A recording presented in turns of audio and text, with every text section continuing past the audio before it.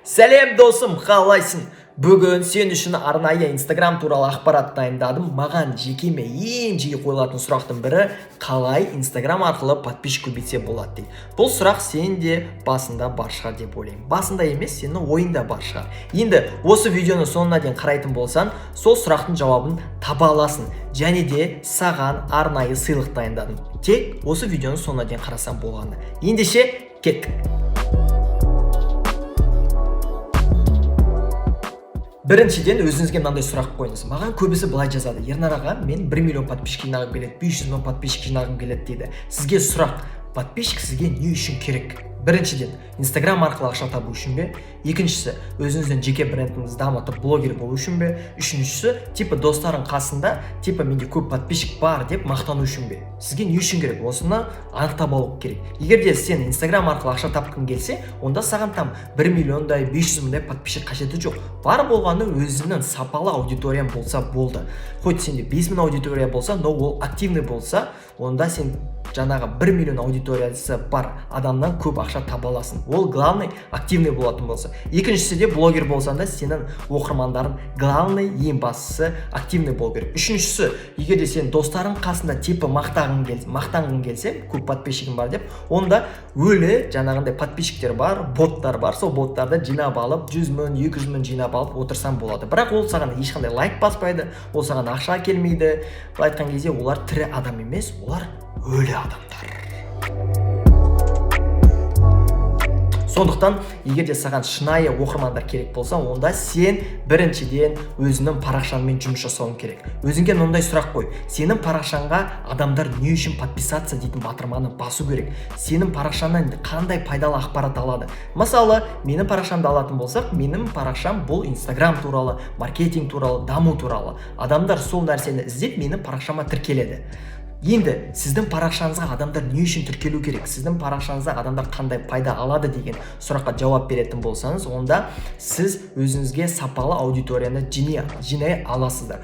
Мысалы, бізде көбісі мынандай: менде қазір 1000 подписчик, 500 подписчик, мен қандай посттар жазам, мен пост жасам, ешкім лайк баспайды ғой, мен қазір жазбаймын, мен лучше қазір бірінші подписчик жинап алайын, 100 мың подписчик, 200 мың подписчик жинап алайын, потом барып мен посттар жазам, сөйтем дейді. Жоқ, ол дұрыс емес стратегия. Сен қазірден бастап, хоть сенде қазір 500 подписчик болса, қазірден бастап өзінің аудиторияңа, өзінің ақпараттарында, пайдалы бір ақпараттарында беріп баста. Ол сенің, бұл айтқан кезде, шынайы сенің фанаттарыңа, парақшандағы оқырмандарға айналады. Сондықтан жаңағындай стратегия дұрыс емес. Мен бірінші көп подписчик жинап алайын, содан кейін мен посттарды жазам дейтін. Ол дұрыс емес стратегия. Мысалы, мен ресейлік балдарды қарап отырам, балдар қыздарды 15, 16, 17 жастағы жігіттер мен қыздардың парақшалары өте әдемі, суреттері, видеолары бәрі сапалы. Бірақ подписчиктері 1500-2000 подписчиктер. Бірақ аудиториясы, парақшаларын өте қатты сапалы жүргізеді. И оларда бір 10 мың подписчик болса да, но парақшаларында активності өте жоғары, чем 1 миллион подписчиктен гөрі. Сондықтан сіздің парақшаңызға адамдар не үшін тіркелу керек? Сіз басқа адамдарға қандай пайда бере аласыз? Осы сұраққа сіз жауап беруіңіз керек. Парақшаңызды дұрыстап, сапалы әрлеп, сапалы видеолармен, сапалы посттармен, айтқан кезде контент маңызды. Бұл жерде адамдарға беретін контент, жаңа посттарыңыз, видеоларыңыз маңызды. Сізде осы нәрсе жақсы болатын болса, онда сізде сапалы оқырмандар жиналады. Парақшамызды дұрыстап алғаннан кейін, сапалы суреттер, сапалы видеолар салғаннан кейін, енді қалай Instagram подписчиктерімізді көбейтеміз, соның жолдарын қарастырайық. Мен өзім қолданылатын тексерген әдістердің бірінші мен Instagram арқылы продвижение жасаймын. Instagramда постың астында көретін болсаңыздар, продвигать дейтін батырма тұрады. Мен сол батырманы басу арқылы Instagram арқылы жарнама жіберемін. Өзімнің посттарымда дәл солай продвижение жасаймын. Ол арқылы маған күніне подписчиктер жиналып отырады. Және Facebook кабинеті арқылы таргет жарнамасын жасаймын. Ол да өте тиімді. Бірақ бұл нәрсе нәрселер ақылы тұрады. Мен мысалы бірақ сіз ойлағандай қатты қымбат емес, күніне там $5, $10 қойып солай реклама жіберсеңіздер болады. Содан кейін екінші тәсілі блогерлерге реклама. Көбісі ойлайды, блогерлерге реклама беру үшін сенде көп қаражат болу керек деп ойлайды. Жоқ, оның да тегін әдістері бар. Мысалы, сіз өзіңіздің қызметіңізді блогерлерге ұсыну арқылы өзіңіздің парақшаңызға пиар жасасаңыз болады, жарнама жасасаңыз болады, немесе өзіңіздің бір затыңызды беру арқылы ол блогерге реклама жасап, сол арқылы сіз ақшада таба аласыз, сол арқылы подписчиктеріңізді де көбейтсеңіздер болады. Және де микроблогерлер дейтін бар, олардың подписчиктері 10 мың, 20 мың, 15 мың оқырмандары бар. Сол адамдарға жазып, жарнамаларын сұрасаңыздар болады. Және олардың жарнамалары аса қатты сіз ойлағанда қымбат болмайды. Жаңағыдай бір 5 мың, 10 мың теңгеде болуы мүмкін, одан да төменде болуы мүмкін. Немесе тағы да кішкентай блогерлер бар, олар там 3 мың, 4 мың, 5 мың подписчиктері бар. Олармен бірге взаимный пиар жасасаңыздар болады. Оған да подписчик керек, сізге де подписчик керек. Бір-бірлеріңізді парақшаларыңызда взаимный пиар жасасаңыздар болады. Бұл да ең жақсы және тексерген әдістердің бірі. Үшіншісі содан кейін гиф бар. Жаңа тез подписчиктерді көтеру керек болса, сондай арнайы конкурстар бар, гифтерге қатыссаңыздар болады. Бірақ желательно қатыспаған дұрыс. Қандай аккаунттарға қатысқан дұрыс?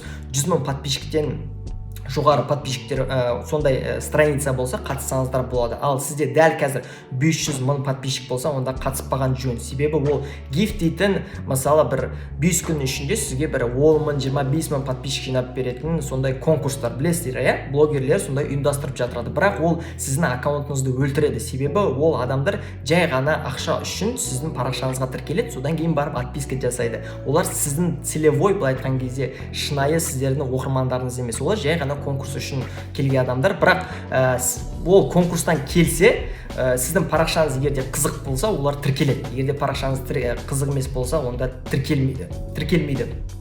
Сондықтан ол гиф конкурсын қолданбаған желательно жақсы. Жаңа айтқандай 100 мың парақшасы оқырманы бар адамдар қолданса болады.